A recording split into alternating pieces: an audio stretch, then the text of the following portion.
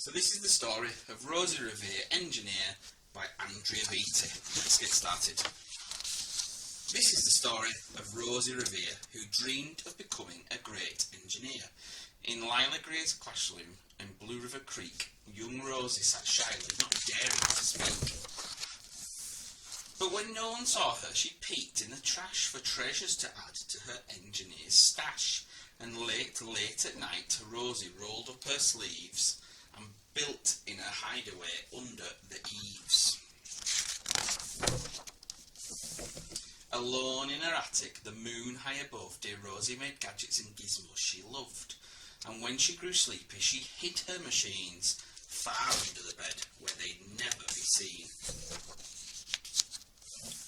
When Rosie was young, she had not been so shy. She worked with her hair swooped over one eye, and made fine inventions for uncles and aunts, a hot dog dispenser and some helium pants. Just what everybody needs. The uncle she loved the most was Zookeeper Fred. She made him a hat to keep the snakes off his head. It was made from parts of a fan and some cheddar cheese spray, which everyone knows keeps pythons away. And when it was finished, young Rosie was proud. But Fred slapped his knee and he chuckled out loud. He laughed till he wheezed and his eyes filled with tears, all to the horror of Rosie Revere, who stood there embarrassed, perplexed and dismayed. She looked at the cheese hat and then looked away. "Oh, I love it," Fred hooted. "Oh, truly I do." But Rosie Revere knew that could not be true. She stuck the cheese hat on the back of her shelf, and after that day she kept her dreams to herself. And that's how it went until one autumn day. Her oldest relation showed up for a stay. Her great-great-aunt Rose was a true dynamo who worked building aeroplanes a long time ago. But you can see up there building away. She told Rosie tales of things she had done and goals she had checked off her list one by one. She gave a sad smile as she looked to the sky. The only thrill left on my list is to fly. But time never lingers as long as it seems. I'll chalk that one up to an old lady's dreams. That night, as Rosie laid wide-eyed in bed, a daring idea crept into her head. Could she build a gizmo to help her aunt fly? She looked at the cheese hat and said, "No, not I." But questions are tricky and some hold on tight, and this one kept Rosie awake through the night. So when dawn approached and red streaks lit the sky, young Rosie knew just how to make her aunt fly.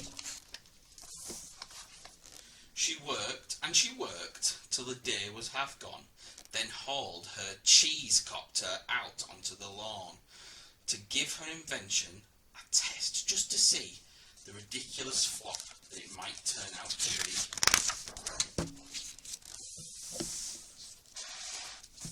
Strapped into the cockpit, she flipped on the switch. A hella cheese copter spluttered and twitched. It floated a moment and whirled round and round, then froze for a heartbeat and crashed to the ground.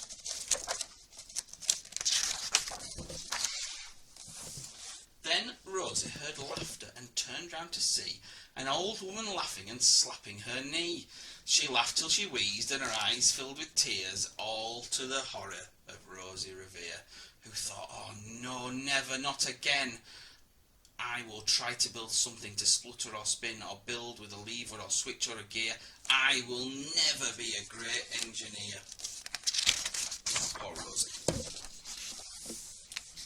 She turned round to leave, but then great-great-aunt Rose grabbed hold of young Rosie and pulled her in close, and hugged her and kissed her and started to cry. "You did it, hooray! It's the perfect first try.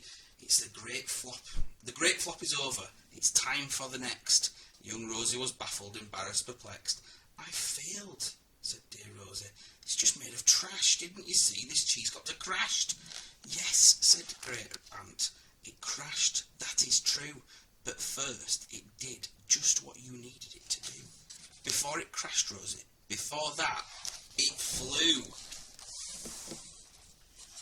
Your brilliant first flop was a raging success. Come on, let's get busy and on to the next. She handed a notebook to Rosie Revere, who smiled at her aunt as it all became clear. Life might have its failures, but that was not it. The only true failure can come if you quit. These wonderful flying machines that a great aunt's got in a notebook. You might want to press pause. There's lots of little bits of writing and lots of little pictures. You might want to press pause. If I leave it like that, you could press pause for a second and have a little bit of a closer look.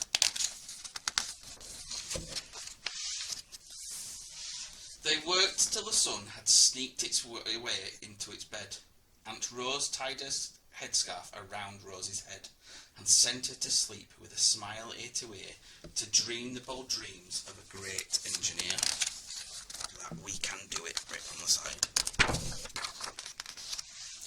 At Blue River Creek, all the kids in grade 2 build gizmos and gadgets and doohickeys too. With each perfect failure they all stand and cheer, but none is quite as proud as Rosie Revere.